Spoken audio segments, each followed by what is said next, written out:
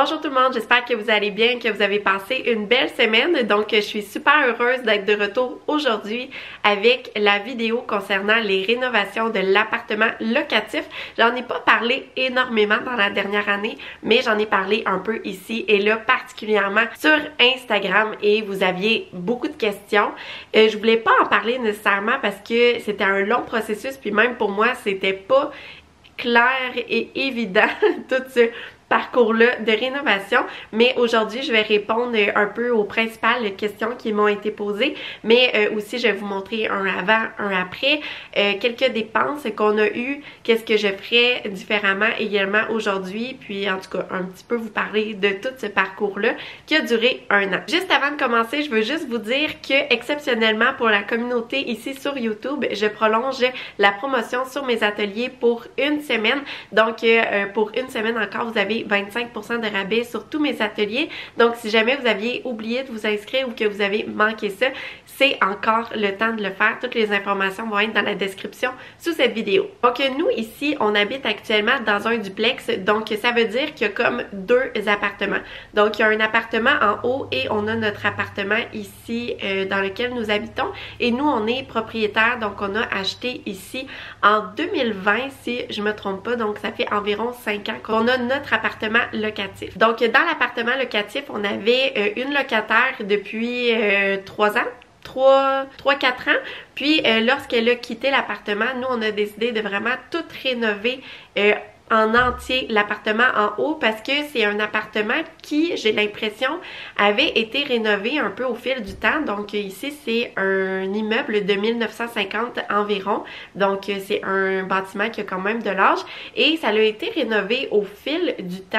Mais j'ai l'impression que ça a juste tout le temps été comme rapiécé et que jamais vraiment il y a eu une grosse mise à jour de cet appartement-là.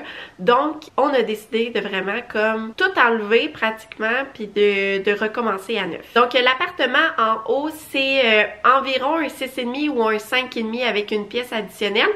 Dans le fond, pour les personnes en France, ça signifie qu'il y a 3 chambres à coucher fermées, mais il y a aussi une pièce de plus qui sert de pièce pour faire la lessive et de rangement également ou de faire un petit bureau, quelque chose comme ça.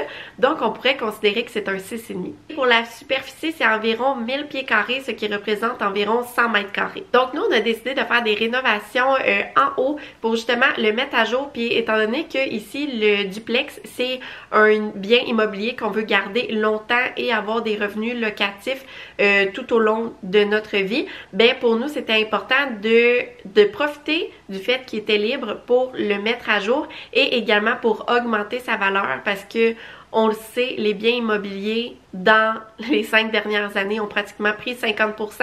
Ça dépend des villes, des régions et tout. Mais si on veut suivre le rythme en tant que propriétaire et ne pas être perdant au bout de la ligne, ben on n'a pas le choix de mettre à jour, de rénover pour pouvoir le louer au prix du marché. Et également, on oublie là, mais tout augmente, que ce soit les taxes municipales, les frais d'entretien, les assurances, si jamais il y a un bris ou quoi que ce soit pour appeler de la main-d'œuvre, c'est rendu que ça coûte excessivement cher. Même les chauffe-eau, ça l'a augmenté comme de 200-300$ dans les dernières années. Donc, tu sais, on n'a pas le choix de faire des améliorations pour pouvoir le louer un peu plus cher parce que nous, en tant que propriétaires, on a des charges qui deviennent de plus en plus colossales. Mais aussi, dans la dernière année, on a profité de faire des rénovations en haut pour améliorer l'efficacité énergétique du bâtiment en tant que tel. Donc, dans la dernière année, on a fait changer les portes et les fenêtres et parce qu'elles dataient des années 90, si je me trompe pas. Et également, on a fait installer une thermopompe parce que le bâtiment il est quand même mal isolé, tu sais, c'est un bâtiment de 1950. Donc, l'hiver, ça coûte quand même plus cher le chauffer à l'électricité, mais aussi l'été avec les étés qui deviennent de plus en plus chauds et étouffants. Dans le fond, en haut, à certains moments, avant de faire installer la thermopompe. Il pouvait faire comme 33, je crois que l'ancienne locataire nous avait mentionné. Donc, avoir une aire climatisée également pour l'été, ça devenait vraiment un confort un peu essentiel pour y vivre. Donc, ça a vraiment été beaucoup de modifications, beaucoup de changements, beaucoup d'améliorations et ça a nécessité un investissement assez important. Puis, je vais vous en parler un peu plus loin. Donc, maintenant que je vous ai mis un petit peu en contexte tout ça, je vais vous parler des différentes étapes de la rénovation. Donc, la première chose qu'on a fait lorsqu'on savait que l'appartement en haut allait devoir être rénové, tu sais, on s'est demandé c'est quoi qu'il allait avoir à faire.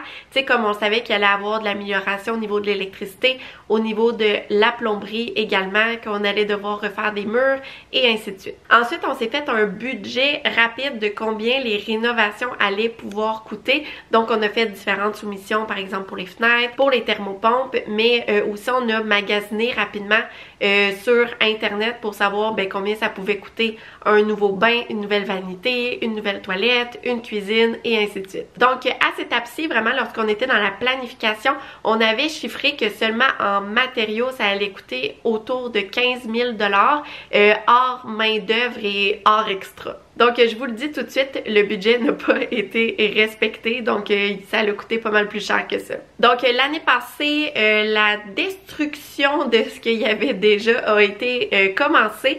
Donc, qu'est-ce qui a vraiment été le fun dans le processus de destruction de l'appartement, ça a été de voir comme toutes les couches du passé. Donc vu que c'était un immeuble de 1950, puis qu'on a comme tout arraché, on a retrouvé vraiment les trucs d'origine et par le fait même, on a retrouvé différents petits objets cachés dans des craques de plancher, derrière les moulures, des trucs comme ça.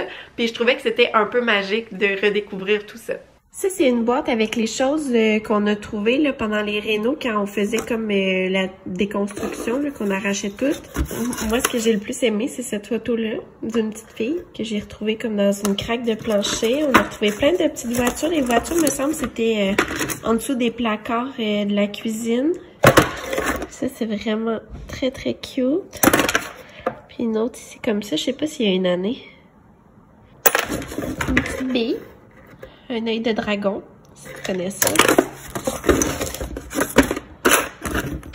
Et plein de sous. Qu'est-ce qui était fou aussi, c'est que sur les murs, il y avait des plaques complètes de peinture qui s'arrachaient des murs parce que à l'époque c'était du papier peint, puis après c'était de la peinture à l'huile et après ça de la peinture à l'eau.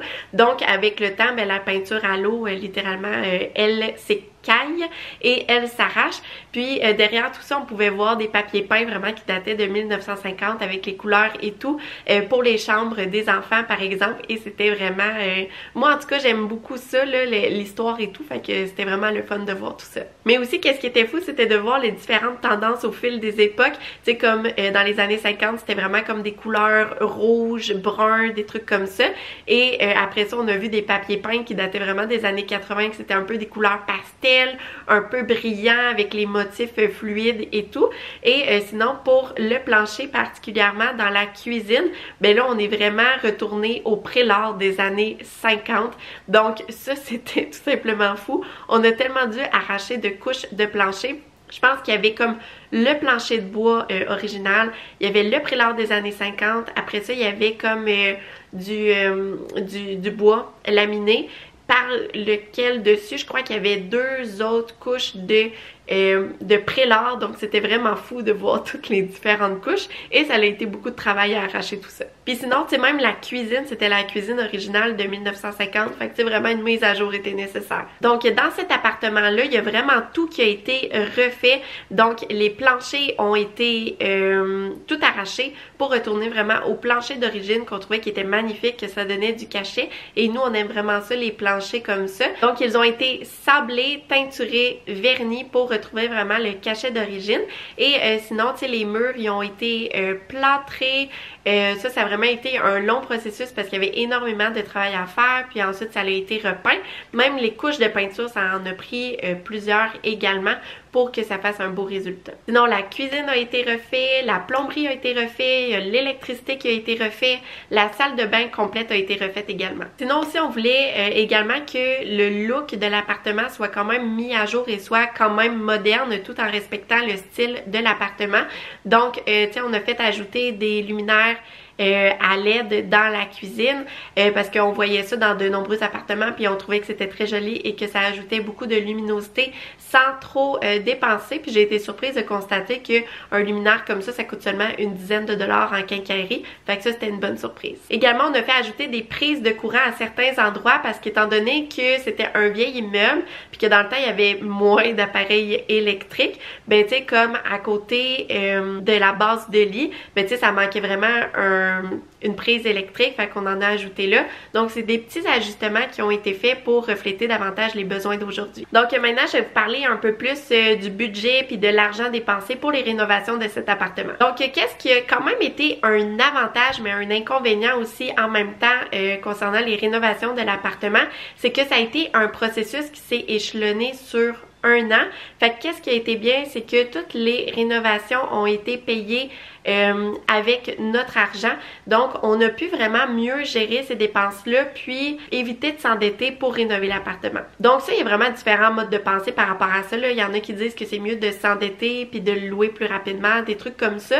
Mais nous, on préférait vraiment utiliser les ressources monétaires qu'on avait pour faire les rénovations, puis étant donné que ça a été un processus qui a duré un an, ben tu sais, tous les mois, plutôt que d'épargner, ben on pouvait utiliser notre argent d'extra pour payer les rénovations. Donc ça, c'est bien parce que maintenant que les rénovations sont terminées, ben on n'a plus à payer et surtout on n'a pas à payer d'intérêt pour les travaux qui ont été effectués. Par contre, le désavantage de ça, c'est étant donné que le processus a pris un an, ben c'est qu'on a eu comme des pertes financières parce que pendant un an, l'appartement n'a pas été habité, n'a pas été loué, donc on a perdu énormément de revenus locatifs en lien avec l'appartement. Qu'est-ce que j'ai trouvé fou aussi en lien avec le budget et les dépenses de l'appartement, c'est qu'il y a des choses qu'on a fait ou fait faire ou acheter ou ainsi de suite pour l'appartement en haut et que ça coûtait vraiment plus cher que ce à quoi je m'attendais. Le meilleur exemple, ça a été l'installation du tapis dans les escaliers pour monter dans l'appartement.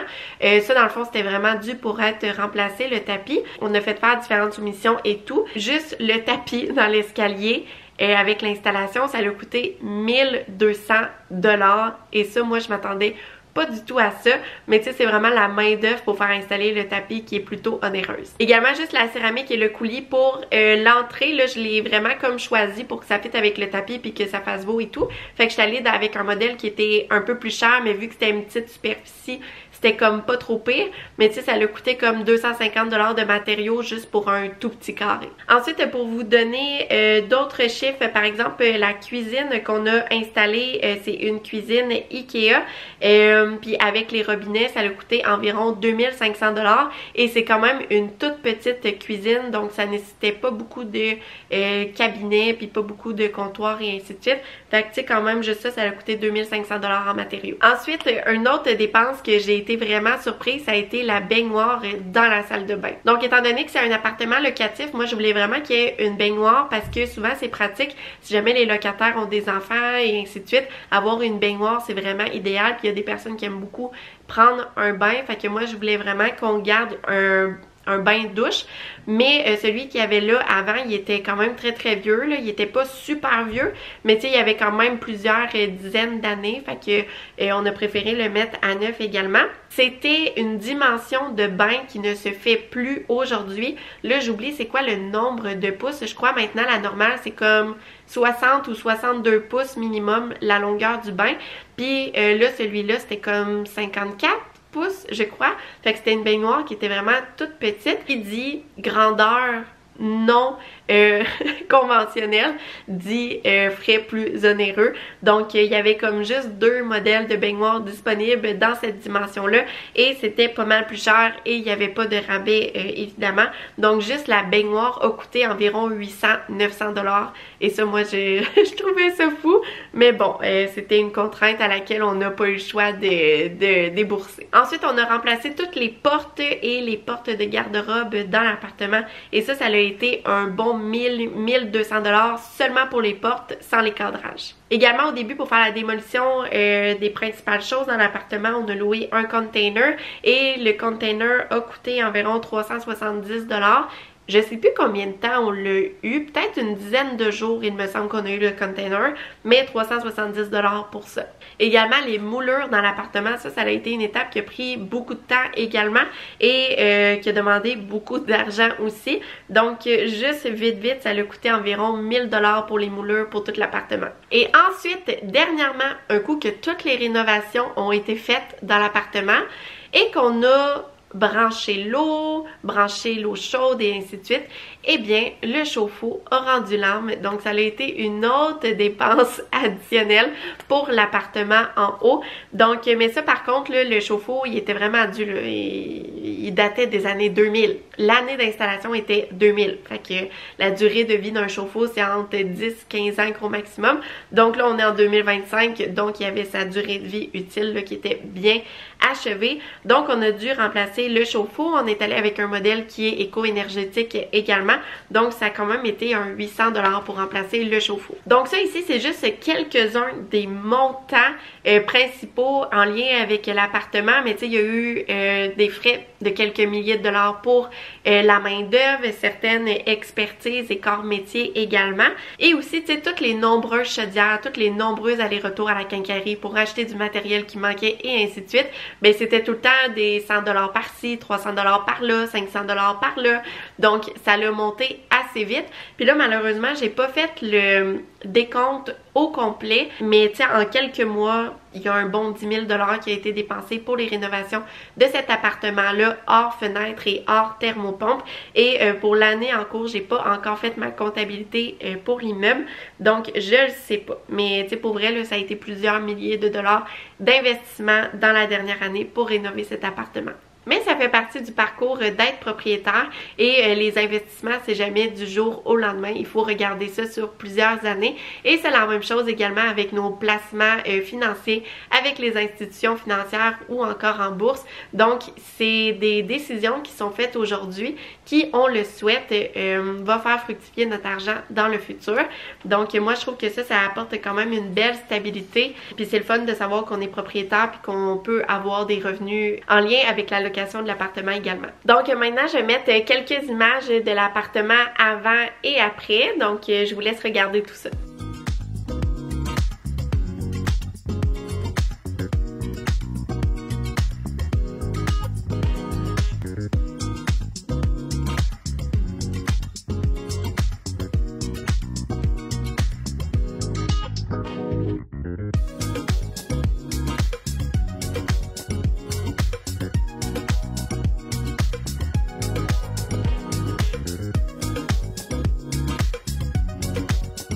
Donc maintenant, pour conclure, qu'est-ce que j'aurais fait de différent ou si j'avais à recommencer, qu'est-ce que je ferais de différemment? Et là, je parle vraiment au jeu parce que probablement que mon conjoint a des avis différents sur certains trucs. Donc, c'est vraiment selon moi seulement. Donc, moi, je pense que à avoir à recommencer, j'aurais fait appel à un entrepreneur général pour tout gérer le projet de A à Z. C'est plus cher, mais les travaux auraient été faits beaucoup plus rapidement et l'appartement aurait été libre plus rapidement. Donc peut-être que les travaux auraient pris un mois ou deux au lieu d'une année complète. Aussi, qu'est-ce que j'ai trouvé difficile avec cette dernière année, c'est que tout notre temps, toutes nos pensées, comme 7 jours sur 7, étaient concentrées sur l'appartement et sur l'avancement des travaux et des rénovations. Donc, pendant un an, pratiquement, on n'a pu rien faire d'autre, rien planifier d'autre, parce que les travaux devaient s'avancer au fil du temps pour éviter que ça prenne trop de temps. Également, dans la réalisation des travaux, il y a quelques trucs qu'on aurait fait faire différemment. Avoir su, c'est comme le meilleur exemple, c'est le tuyau, la sortie de douche, le jet de douche. Il est un peu bas versus la norme, donc avoir ça, on l'aurait mis plus haut par exemple. Donc, tu sais, c'est des petits trucs comme ça par-ci, par-là, qu'avoir ça, on aurait pu améliorer ou faire différemment. Mais grosso modo, on est vraiment content du résultat final. Donc voilà, c'est ce qui conclut cette vidéo concernant les rénovations de l'appartement locatif. J'espère que vous avez apprécier cette vidéo-là, de voir les avant, après et aussi notre parcours à travers tout ça, puis qu'est-ce que je ferais différemment aujourd'hui. Donc, vous me direz qu'est-ce que vous aimez peut-être le plus de ces rénovations-là ou si vous avez passé par un processus similaire, que ce soit avec votre maison, votre appartement ou votre bien locatif. J'ai hâte de vous lire sur le sujet et sinon, on se retrouve une semaine prochaine avec une nouvelle vidéo. Bye tout le monde!